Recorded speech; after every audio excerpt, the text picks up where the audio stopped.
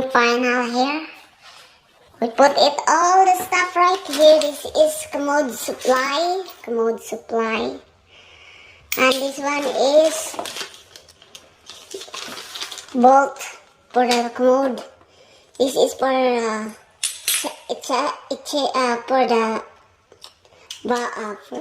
for the packs for the torn for the water line.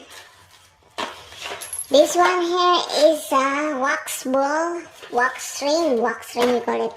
This one is mirror ring. This is below at everything because we're gonna have a, and this is it here for the sink, underneath sink. This for underneath sink.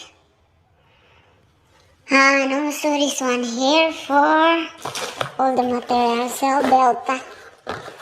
We just lay it everything here. This is for the commode. This commode. This is for the tub, for the shower. That's today we doing final today. This is it. I'll show you when it's all is done. Here, right here. This is master sink. This is for the tub for here. And also utility sink here. Utility sink.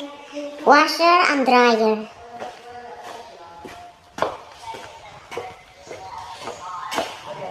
Another sink and bathroom. We just lay it everything here. And also water heater here.